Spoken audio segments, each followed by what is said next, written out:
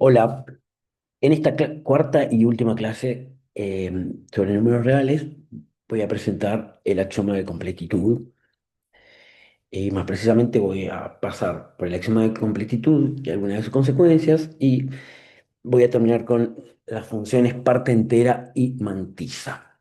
Em, Al final de la segunda clase de esta serie de clases les había dejado una tabla para que completen con sí o con no, dependiendo si las propiedades que allí dice se cumplen en N, Z, Q y R, son propiedades de la suma, el producto y el orden, ¿tá? Entonces vemos que N y Z comparten varias características, como ya habíamos mencionado, en N no hay opuesto ni en inverso, se gana el el inverso, perdón, se gana el opuesto al pasar de n a z, pero seguimos sin inverso. Ya cuando vamos a q y a r tenemos inverso. Con respecto a n y z, en ninguno de los dos casos tenemos densidad, lo que sí tenemos en q y r. Y si observamos lo que pasa en las columnas correspondientes a q, a los números racionales y a los números reales, hasta el momento no tenemos elementos para distinguirlos. O sea, tanto las propiedades de la suma como de el orden, de la suma, el producto y el orden, son las mismas incluidas en la densidad. Esto hace necesario que definamos, digamos, una propiedad más que permite distinguir a Q de R. Y esto es todo lo que estaba diciendo.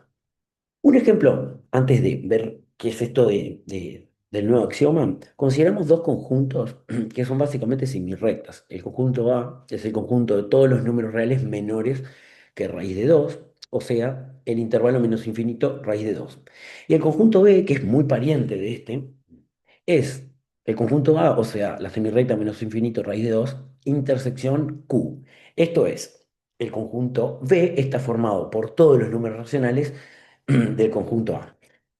Si se hace un dibujito, es fácil darse cuenta que ambos tienen supremo o extremo superior y el supremo de ambos es raíz de 2. ¿Tá? Ahora, ¿cuál es la novedad de esto?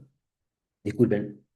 Que básicamente, en el primer caso, A es un conjunto de números reales y su supremo también es un número real. ¿Tá? O sea, vive en el mismo mundo que los elementos de A. Sin embargo, el conjunto B, que está formado por números racionales, tiene un extremo superior o un supremo, pero este no es racional. ¿Esto qué quiere decir? B está formado por números racionales, pero dentro de ese mundo de los números racionales, el B no tiene un supremo, porque hay que ampliar el espectro, digamos, pasar a todos los números reales, porque el supremo es un irracional. Esto es justo lo que permite diferenciar a R y Q, ya que el axioma que sigue es el que nos asegura la existencia de estos supremos. Como ya habíamos dicho, venimos trabajando con, digamos, con una teoría de los números reales que los define a través de axiomas. Teníamos el axioma uno de cuerpo, que trata de las operaciones suma y producto, el axioma 2 de orden, y ahora tenemos el axioma 3 de completitud, que básicamente nos afirma que cualquier conjunto de números reales no vacío y acotado superiormente tiene un supremo. ¿Tá? Observen que básicamente es lo que vamos a hacer después. Esta es una herramienta bastante poderosa porque cada vez que queramos probar que un conjunto tiene supremo, tendríamos que probar tres condiciones que son que el conjunto está incluido en R, que es no vacío y que es acotado superiormente, y por el axioma de completitud podríamos concluir que tiene supremo. Por otro lado, el recíproco es más inmediato y es obvio, digamos, básicamente, si tenemos un conjunto de números reales no vacío y tiene supremo, entonces es acotado inferiormente, y esto digo que es obvio porque el propio supremo es una cota superior. ¿Tá? Ahora, esta afirmación, como habíamos visto, veníamos viendo, digamos, en el ejemplo, si tomamos en el ejemplo previo, vimos que tenemos un conjunto de racionales no vacío y acotado superiormente, no es cierto que tiene un supremo racional. ¿Tá? Lo que sí es cierto, ¿tá? Es que este conjunto, como el B del ejemplo previo, tiene un supremo que es un número real, pero no necesariamente es un número racional. O sea que esta diferencia se dice en general que R es completo, cumple el axioma de completitud, pero Q no es completo. ¿Tá? O sea, que tenemos ahora una propiedad nueva que es la completitud que permite diferenciar a R de Q, o sea, los números reales de los números racionales. El axioma anterior nos permite asegurar la existencia de supremos para conjuntos de reales acotados superiormente, pero nos gustaría también una condición necesaria para la existencia de ínfimos, ¿tá? O de extremos inferiores. Y básicamente es como, de alguna manera, dar vuelta o invertir el axioma para afirmar que cualquier conjunto de números reales no vacío y ahora acotado inferiormente tiene extremo inferior, o lo que es lo mismo, tiene ínfimo. La demostración básicamente consiste en considerar el conjunto C de todos los opuestos de A, del conjunto A, ¿no? O sea, supónganse que tenemos el conjunto A, que dibujé uno por dibujarlo. El conjunto C se trata de simetrizar todo el conjunto A respecto al cero, o sea que son los opuestos. En este caso, para fijar ideas, puse que todos los elementos de A son positivos, pero no necesariamente. ¿Tá? Lo que sí es cierto, y es lo que vamos a tratar de probar, es que este conjunto C está acotado superiormente, ¿tá? Digamos, cuando nos vamos a los opuestos, pasa a estar acotado superiormente, al simetrizar, tiene un supremo, ¿tá? Que vamos a llamar L, y lo que intentaríamos probar es que el opuesto de L, que vendría a estar para atrás, es el ínfimo de A, ¿tá? O sea, definimos el conjunto como todos los opuestos, el conjunto C. Vamos a usar para la primera demostración el axioma de completitud, porque como había mencionado antes, si queremos probar la existencia de supremo, vamos a probar que tiene supremo usando el axioma de completitud. Vamos entonces por ello. Para usar el axioma de completitud, ya habíamos mencionado que precisamos tres condiciones: que el conjunto C está incluido en los reales, y esto es obvio por la definición, ¿tá? El conjunto C está definido como los reales tales que, o sea que está formado por números reales. Es no vacío, porque si A es no vacío, el conjunto de los opuestos también es no vacío.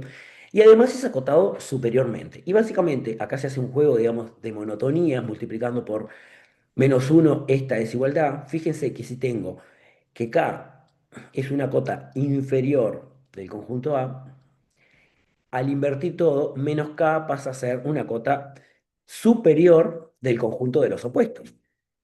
¿Tá? O sea que tenemos que efectivamente el conjunto C está incluido en los reales, es no vacío y es acotado superiormente, por lo que tiene un supremo y le vamos a llamar L. O sea, esta puntita acá se llama L.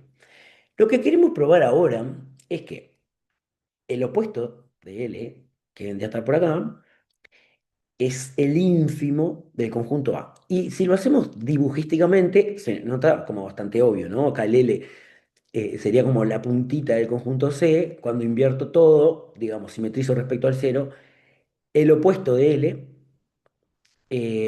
va a ser el ínfimo, pero esto hay que probarlo. Entonces, queremos probar que menos L es la mayor de las cotas inferiores del conjunto A. ¿Está? Acá. Es la mayor de las cotas inferiores de A. Tenemos que probar entonces dos cosas. Primero, que menos L es cota inferior de A, efectivamente, y que menos L sería mayor o igual que todas las demás cotas, o sea, es la mayor de las cotas. ¿Está? O sea, menos L es una cota y es la mayor de todas. Entonces, básicamente acá se trabaja en toda la prueba con la monotonía del producto. Fíjense lo siguiente: L es el supremo del conjunto C, o sea que L es una cota superior de C. ¿Tá? ¿Esto qué quiere decir? Que L es mayor o igual que todos los menos A, digamos, los menos A pertenecientes a C, Y si multiplicamos ambos miembros de esta desigualdad por -1, lo que nos queda es que menos L ahora es menor o igual que A para todos los elementos de A. ¿Esto qué quiere decir? Que menos L efectivamente es una cota inferior de A. Ahora, para probar que este menos L es la más grande de las cotas inferiores, perdón, de A, lo que vamos a hacer es bueno, probar por absurdo. Tranquilo. Entonces, acá puse en un dibujo lo que vamos a hacer. Vamos a suponer que hay una H que es una cota inferior de A, pero es más grande que H. ¿Tá? O sea, si acá tenemos el menos L, que por ahora no sabemos que es el ínfimo, en caso que no lo fuera, tendríamos una cota inferior de A que es mayor que menos L. Pero fíjense que con todo este razonamiento, que son cuentas, ¿no? Cuando volvemos a multiplicar por -1 y volvemos a C, ¿tá? Al conjunto de los opuestos, nos queda que menos H es menor que L y que menos H, además, es una cota superior de C. Pero fíjense una cosa, en C, en este mundo de los opuestos, ya sabemos que L es el supremo. Dicho de otra forma, L es la cota superior más chica del conjunto C, por lo que es absurdo que haya acá un menos h que sea cota superior de C y que además sea menor que L. ¿Tá? O sea que, si volvemos al mundo original donde estábamos, quiere decir, esta cota perdón, inferior de A más grande que menos L no existe, por lo que menos L sería entonces la cota inferior de A más ajustada, o sea, la más grande, por lo que es el ínfimo de A. Tenemos entonces una condición suficiente para asegurar la existencia de ínfimo de conjuntos de números reales. Em, Cuando tratamos en la clase 2 los números naturales, prometimos que íbamos a probar la no acotación superior de n. Ya sabíamos que n estaba acotado inferiormente por cero, pero enunciamos la no acotación superior de n y no lo probamos. Y lo vamos a probar ahora. Entonces, ¿qué vamos a hacer? Suponer por absurdo que n está acotado superiormente. ¿Tá? Ahora, n es un conjunto de números reales y además es no vacío. Si le agregamos que n está acotado superiormente, quiere decir que n tiene supremo, o sea, un extremo superior que se llama L. ¿Tá? Ahora, miren lo que pasa. Acá entra, digamos, en juego esto de el n+1 en los naturales. Tenemos que L-1, si este es el supremo de L, L-1, que es más chico que L, ¿no? No puede ser una cota superior, porque recuerden que ser supremo significa ser la más chica de las cotas superiores. O sea, que si L es la cota más superior, más chica de N, todo lo que haya antes de L no es cota superior. O sea, L no es cota superior de N. ¿Qué significa que no sea cota superior de N? Que existe algún natural que es más grande que L-1. ¿Está? Porque no es cota. Ahora, si sumamos en ambos miembros de esta desigualdad 1, nos queda que n⁻⁴ es mayor que n. ¿Está? Pero observen una cosa, si n⁻⁴ es un natural, n⁻⁴ más 1 también es un natural, pero además este n⁻⁴ más 1, que es natural, es mayor que L, que se suponía era el supremo de n. O sea, es imposible encontrar un elemento del conjunto más grande que su supremo, y esto es una contradicción. ¿Tá? Ahí está la contradicción al suponer que está acotado superiormente. La conclusión, el conjunto de los números naturales no está acotado superiormente. Observemos una cosa que, digamos, sobre la acotación o no acotación de los demás conjuntos numéricos. Tenemos que n está incluido en z y ya vimos que n no está acotado superiormente. Entonces, digamos, Z no puede estar acotado superiormente porque contiene a alguien no acotado superiormente. Pero además, digamos, si pensamos en los opuestos de los naturales, ese conjunto no está acotado inferiormente. Y ese conjunto de opuestos de los naturales también está incluido en Z, o sea que Z también contiene a ese conjunto de opuestos que no es acotado inferiormente, por lo tanto Z tampoco es acotado inferiormente. en este razonamiento lo que estoy usando es que si un conjunto contiene a otro conjunto, ¿no? Como en este caso, Z contiene los naturales. Y si el subconjunto, el conjunto más chico, es no acotado superiormente, el conjunto grande tampoco es acotado superiormente, ¿no? O sea, intenten meter un conjunto de números no acotado superiormente en un conjunto de números acotado superiormente y no cabe, ¿no? Y con el mismo razonamiento, ya que tenemos que Z está incluido en Q y está incluido en R, y como no está acotado superior ni inferiormente, por lo tanto, Q y R, o sea, el conjunto de racionales y de reales, tampoco están acotados ni superior ni inferiormente. Entonces tenemos que N no está acotado perdón, no está acotado superiormente, pero sí está acotado inferiormente por cero. Y por otro lado, Z, Q y R no están acotados ni superior ni inferiormente.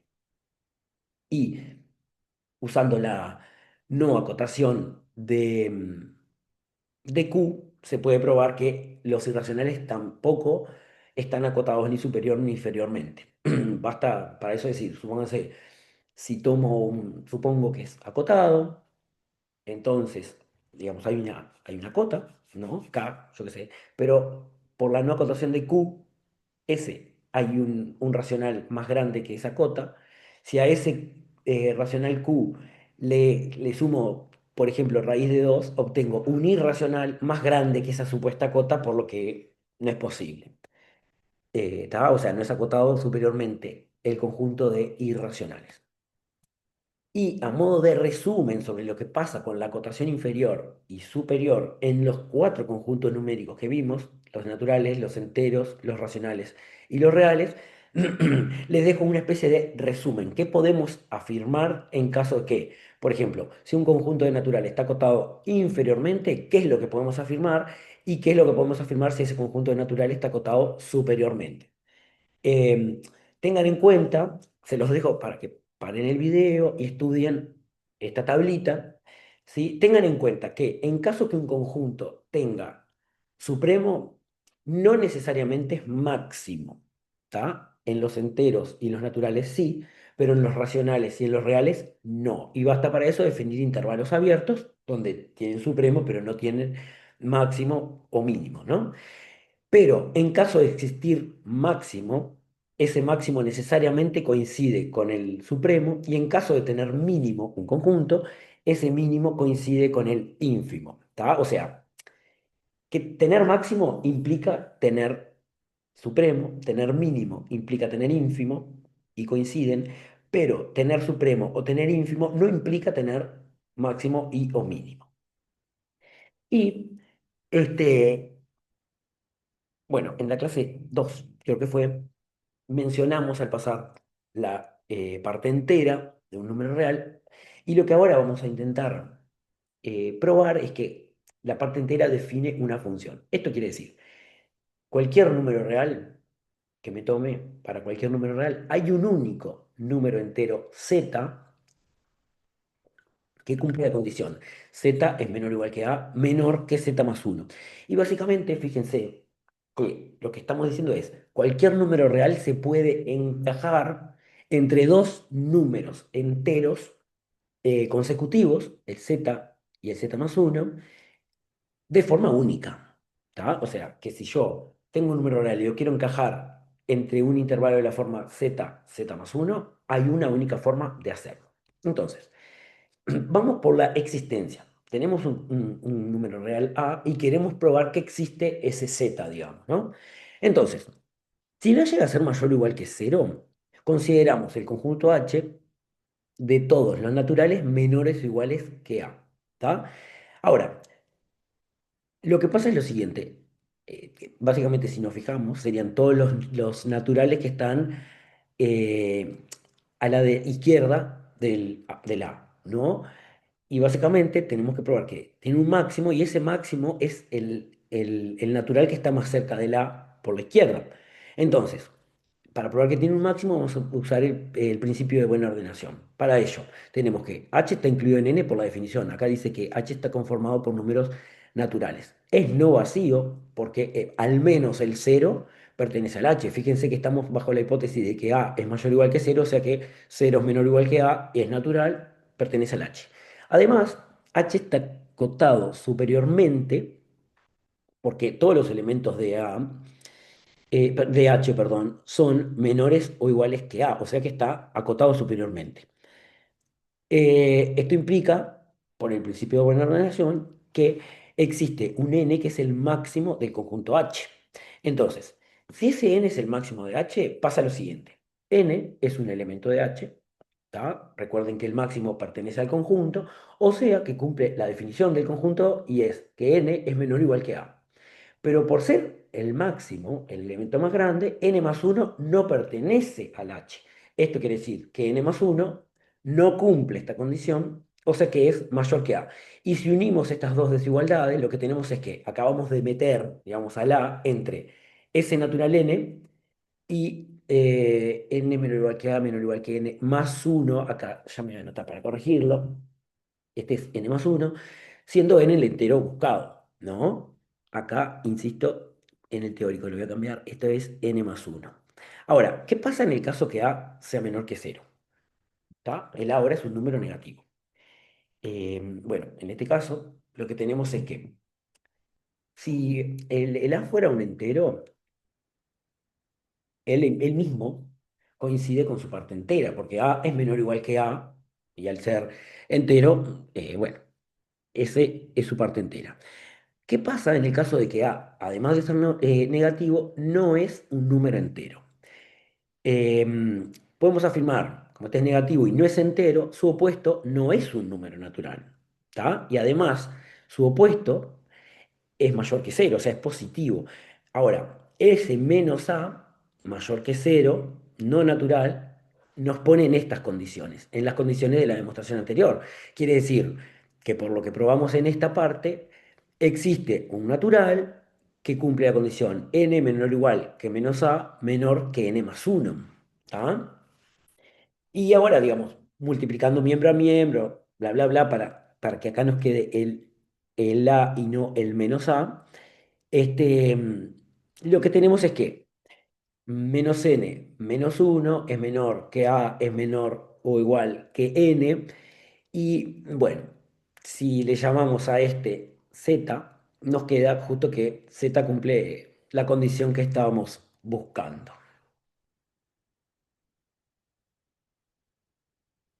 Ahora, para probar la unicidad, como en general se prueba, esto se hace por absurdo. O sea, suponemos que existen dos enteros, z e i, que verifican las condiciones del teorema. Es decir, al a lo puedo meter entre dos enteros consecutivos z y z más uno, y i entre dos enteros consecutivos i e i más uno. La idea es probar que son iguales.